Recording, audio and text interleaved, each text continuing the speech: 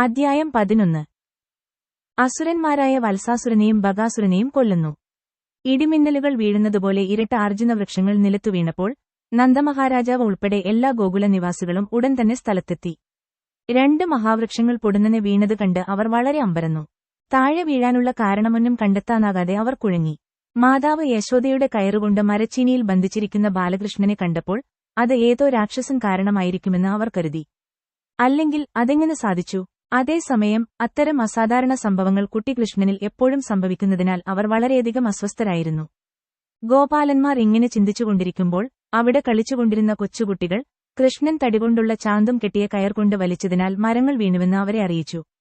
കൃഷ്ണൻ 2 മരങ്ങൾക്കിടയിൽ വന്നു. അവർ വിശദീകരിച്ചു, മരങ്ങൾക്കിടയിൽ തടികൊണ്ടുള്ള ചാന്തും മരങ്ങൾക്കിടയിൽ കുടുങ്ങിയിരുന്നു. കൃഷ്ണൻ കയർ വലിച്ചു, മരങ്ങൾ വീണു. മരങ്ങൾ കടപുഴകി വീണപ്പോൾ മരങ്ങളിൽ നിന്ന് 2 മിന്നുന്ന മനുഷ്യർ പുറത്തുവന്നു. അവർ കൃഷ്ണനോട് എന്തോ പറഞ്ഞു.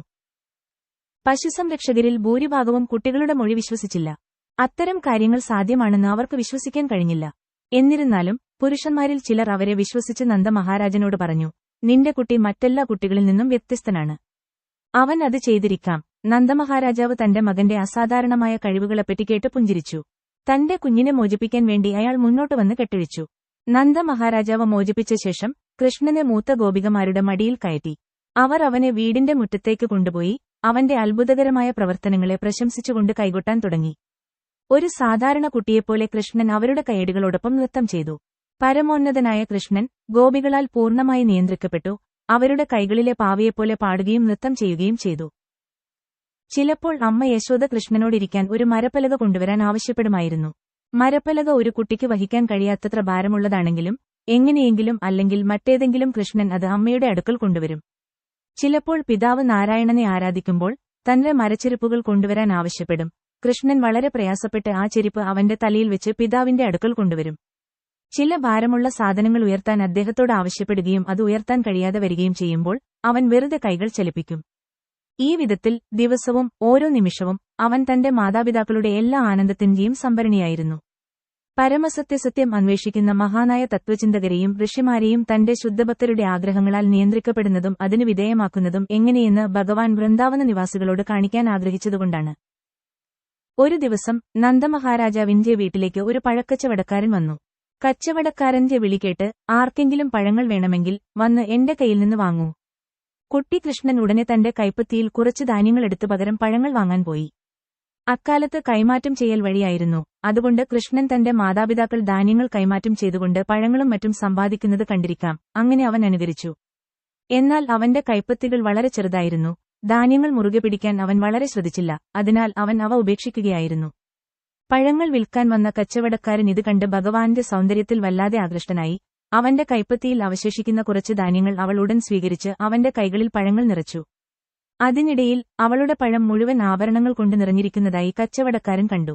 എല്ലാ അനുഗ്രഹങ്ങളും നൽകുന്നവനാണ് ഭഗവാൻ. അവൻ 1 ദശലക്ഷം മടങ്ങ് നേട്ടമുണ്ടാക്കി. ഒരു ദിവസം ഇരട്ട അർജുനവൃക്ഷങ്ങളുടെ വിമോചകനായ ഭഗവാൻ കൃഷ്ണൻ ബലരാമനോടും മറ്റു കുട്ടികളോടുമൊപ്പം യമുനാതീരത്ത് കളിച്ചുകൊണ്ടിരുന്നു. നേരം പുലർന്നതിനാൽ ബലരാമന്റെ അമ്മ രോഹിണി അവരെ വീട്ടിലേക്ക് തിരികെ വിളിക്കാൻ പോയി. എന്നാൽ ബലരാമനും കൃഷ്ണനും തങ്ങളുടെ സുഹൃത്തുക്കളുമായി കളിക്കുന്നതിൽ മുഴുകിയിരുന്നതിനാൽ അവർ തിരിച്ചുപോകാൻ ആഗ്രഹിച്ചില്ല. അവർ കൂടുതൽ കളിക്കുന്നതിൽ ഏർപ്പെട്ടു.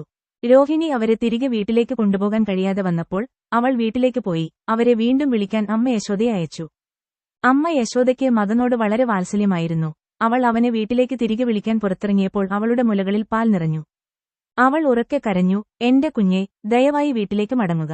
നിങ്ങളുടെ ഉച്ചഭക്ഷണത്തിനുള്ള സമയം ഇതിനകം കഴിഞ്ഞു. അപ്പോൾ അവൾ പറഞ്ഞു, എന്റെ പ്രിയപ്പെട്ട കൃഷ്ണ, എന്റെ പ്രിയപ്പെട്ട താമരക്കണ്ണുള്ള കുട്ടി, ദയവായി വന്ന് എന്റെ മുല കുടിക്കൂ. നീ കളിച്ചത് മതി. നിനക്കു വല്ലാതെ വിശക്കുന്നുണ്ടാവും, എന്റെ പ്രിയപ്പെട്ട കൊച്ചുകുട്ടി. ഇത്രയും നേരം കളിച്ചു ക്ഷീണിച്ചിട്ടുണ്ടാവും.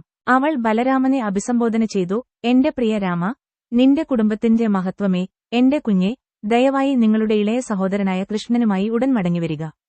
നിങ്ങൾ അതിരാവിലെ മുതൽ കളിക്കുന്നതിൽ ഏർപ്പെട്ടിരിക്കുന്നു. നിങ്ങൾ വളരെ ക്ഷീണിതനായിരിക്കണം.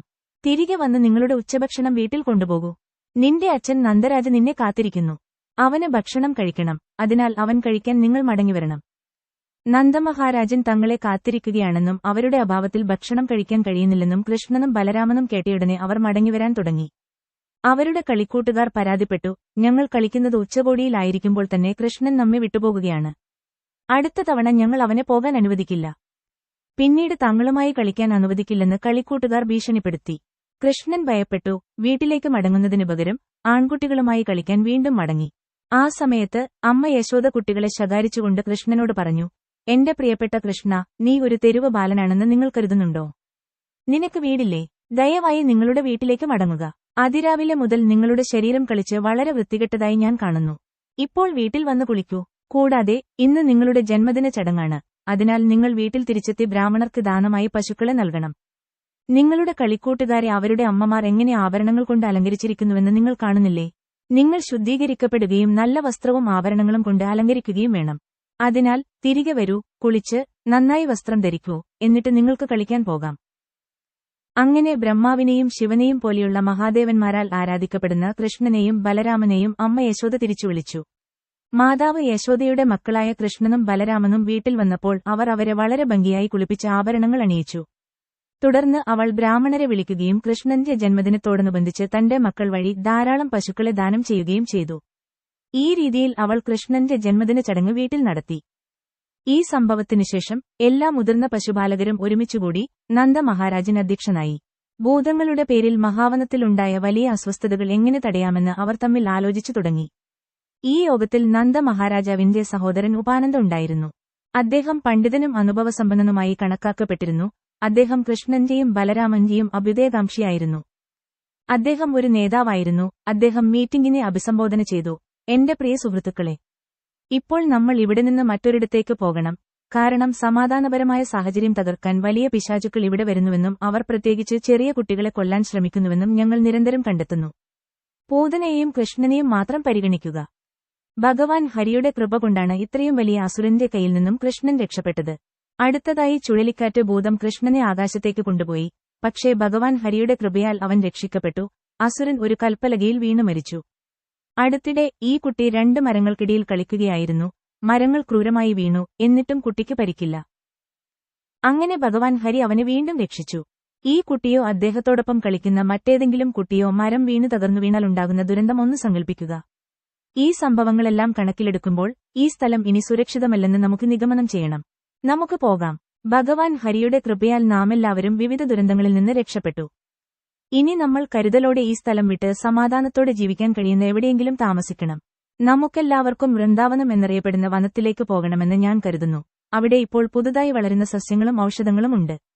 നമ്മുടെ പശുക്കൾക്ക് മേച്ചിൽപ്പുറത്തിന് ഇത് വളരെ അനുയോജ്യമാണ്. ഞങ്ങൾക്കും ഞങ്ങളുടെ കുടുംബങ്ങൾക്കും ഗോപികൾ അവരുടെ കുട്ടികളുമായി വളരെ സമാധാനത്തോടെ അവിടെ താമസിക്കാം. വൃന്ദാവനത്തിനടുത്താണ് ഗോവർദ്ധന കുന്ന്. അത് അതിമനോഹരമാണ്.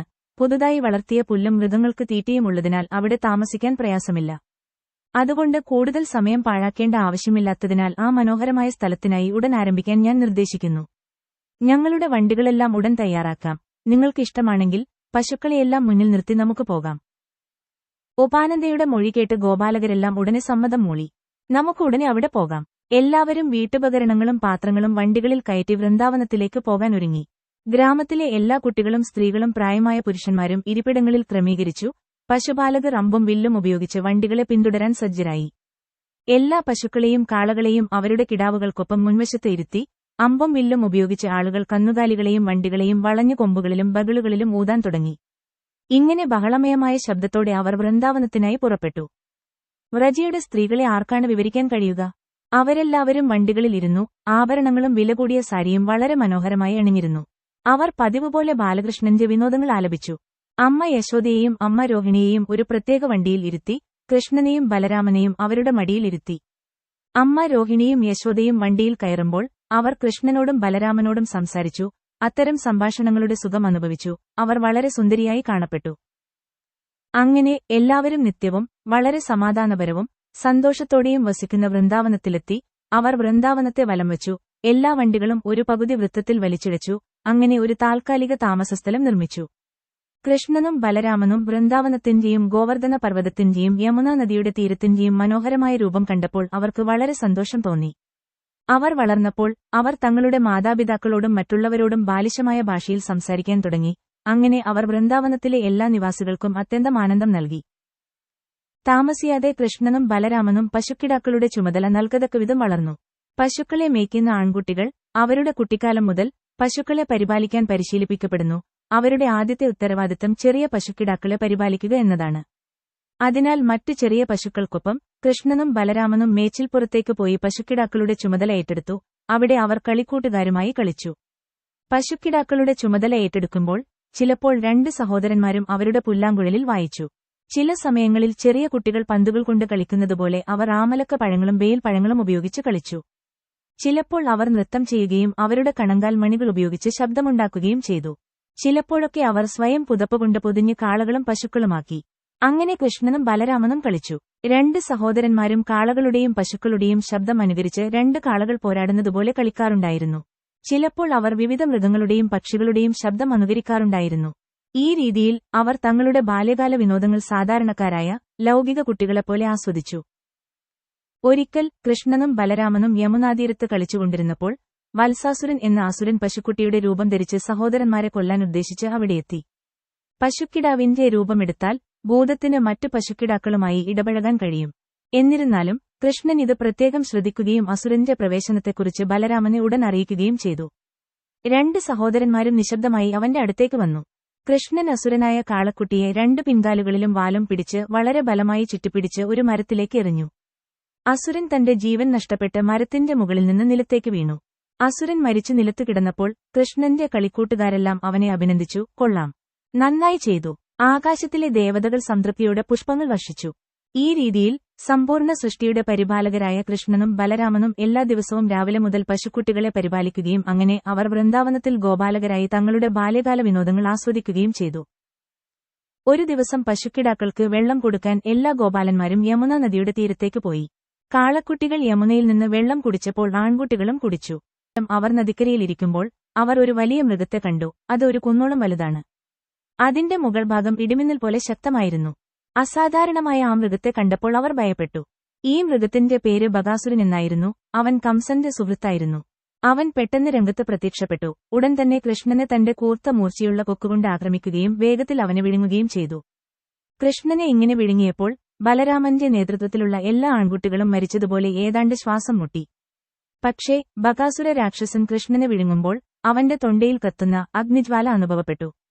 കൃഷ്ണന്റെ ജ്വലിക്കുന്ന പ്രഭയായിരുന്നു ഇതിന് കാരണം. അസുരൻ വേഗം കൃഷ്ണനെ എറിഞ്ഞു വീഴ്ത്തി കൊക്കുകൊണ്ട് നുള്ളിയെടുത്ത് കൊല്ലാൻ ശ്രമിച്ചു. കൃഷ്ണൻ നന്ദമഹാരാജാവിന്റെ ഒരു കുട്ടിയുടെ വേഷമാണ് ചെയ്യുന്നതെങ്കിലും പ്രപഞ്ചത്തിന്റെ സൃഷ്ടാവായ ഭഗവാൻ ബ്രഹ്മാവിന്റെ യഥാർത്ഥ പിതാവ് അദ്ദേഹമാണെന്ന് ബകാസുരന് അറിയില്ലായിരുന്നു. ദേവതകൾക്ക് ആനന്ദദായകവും സന്യാസിമാരെ പരിപാലിക്കുന്നവളുമായ മാതാവ് യശോദയുടെ കുഞ്ഞ് തന്റെ കൊക്കിന്റെ 2 ഭാഗങ്ങളിൽ വലിയ ഭീമാകാരമായ ഹെറോണിനെ പിടിച്ച് പശുപാലകരായ കാമുകന്മാരുടെ മുമ്പിൽ ഒരു കുട്ടി വളരെ എളുപ്പത്തിൽ പുല്ല് പിളർത്തുന്നതുപോലെ അവന്റെ വായ പിളർത്തി. ആകാശത്തുനിന്ന് എല്ലാ പുഷ്പങ്ങളിലും ഏറ്റവും സുഗന്ധമുള്ള മല്ലിക പോലെയുള്ള പൂക്കൾ അവരുടെ അഭിനന്ദന സൂചകമായി ചൊരിഞ്ഞു. പൂക്കളുടെ പെരുമഴയ്ക്കൊപ്പം ബ്യൂഗിളുകളുടെയും ഡ്രമ്മുകളുടെയും ശംഖുഷെല്ലുകളുടെയും പ്രകമ്പനവും ഉണ്ടായിരുന്നു. പുഷ്പവൃഷ്ടി കാണുകയും സ്വർഗീയ ശബ്ദങ്ങൾ കേൾക്കുകയും ചെയ്തപ്പോൾ ആൺകുട്ടികൾ അതിശയിച്ചുപോയി. മഹാരാക്ഷസനായ ബകാസുരന്റെ വായിൽ നിന്ന് കൃഷ്ണനെ മോചിപ്പിച്ചതായി കണ്ടപ്പോൾ ബലരാമൻ ഉൾപ്പെടെ എല്ലാവരും സന്തുഷ്ടരായി. അവർ തങ്ങളുടെ ജീവിതത്തിന്റെ ഉറവിടം തന്നെ വീണ്ടെടുത്തതായി തോന്നി. കൃഷ്ണൻ തങ്ങൾക്കു നേരെ വരുന്നതു കണ്ടിയുടൻ അവർ ഒന്നിനുപുറകെ ഒന്നായി നന്ദപുത്രനെ ആശ്ലേഷിക്കുകയും നെഞ്ചോട് ചേർത്തുപിടിക്കുകയും ചെയ്തു. ഇതിനുശേഷം അവർ തങ്ങളുടെ ചുമതലയിൽ എല്ലാ പശുക്കിടാക്കളെയും കൂട്ടി വീട്ടിലേക്ക് മടങ്ങാൻ തുടങ്ങി. വീട്ടിലെത്തിയ അവർ നന്ദയുടെ മകന്റെ അത്ഭുതകരമായ പ്രവർത്തനങ്ങളെക്കുറിച്ച് സംസാരിച്ചു. ഗോപികളും ഗോപാലകരും എല്ലാം ആൺകുട്ടികളിൽ നിന്ന് കഥ കേട്ടപ്പോൾ അവർക്ക് സ്വാഭാവികമായും കൃഷ്ണനെ ഇഷ്ടമായതിനാൽ അവർക്ക് വലിയ സന്തോഷം തോന്നി. അവന്റെ മഹത്വങ്ങളെയും വിജയകരമായ പ്രവർത്തനങ്ങളെയും കുറിച്ച് കേട്ട് അവർ അവനോട് കൂടുതൽ വാത്സല്യമുള്ളവരായി. ശിശു കൃഷ്ണനെ മരണത്തിന്റെ വായിൽ നിന്ന് രക്ഷിച്ചു എന്ന് കരുതി അവർ വളരെ സ്നേഹത്തോടെയും വാത്സല്യത്തോടെയും അവന്റെ മുഖത്തേക്ക് നോക്കി. കൃഷ്ണദർശനത്തിൽ നിന്ന് മുഖം തിരിക്കുവാൻ കഴിയാതെ അവർ ഉത്കണ്ഠ നിറഞ്ഞവരായിരുന്നു. ബാലനായ കൃഷ്ണൻ പല വിധത്തിലും പല പ്രാവശ്യം പല അസുരന്മാരാൽ ആക്രമിക്കപ്പെട്ടു. എന്നിട്ടും അസുരന്മാർ തന്നെ കൊല്ലപ്പെടുകയും കൃഷ്ണൻ പരിക്കേൽക്കാതെ തുടരുകയും ചെയ്തത് എത്ര അത്ഭുതകരമാണെന്ന് ഗോപികളും പുരുഷന്മാരും തമ്മിൽ സംസാരിക്കാൻ തുടങ്ങി. കൃഷ്ണനെ കൊല്ലാൻ വേണ്ടി ഇത്രയും ഉഗ്രമായ ശരീരങ്ങളുള്ള എത്രയോ മഹാരാക്ഷസന്മാർ അവനെ ആക്രമിച്ചെങ്കിലും ഹരിയുടെ കൃപയാൽ ഒരു ചെറിയ മുറിവ് പോലും വരുത്താൻ കഴിഞ്ഞില്ല എന്നതിനെക്കുറിച്ച് അവർ തമ്മിൽ സംഭാഷണം തുടർന്നു. മറിച്ച് അവർ തീയിൽ ചെറിയ ഈച്ചകളെപ്പോലെ മരിച്ചു. ഈ ബാലനെ അനേകം ഭൂതങ്ങളാൽ ആക്രമിക്കപ്പെടുമെന്ന് വേദങ്ങളിലും ജ്യോതിഷത്തിലുമുള്ള തന്റെ അപാരമായ അറിവുകൊണ്ട് പ്രവചിച്ച ഗർഗമുനിയുടെ വാക്കുകൾ അവർ ഓർത്തു. വാക്കിന് ഇത് യാഥാർത്ഥ്യമാകുന്നത് ഇപ്പോൾ അവർ കാണുകയായിരുന്നു.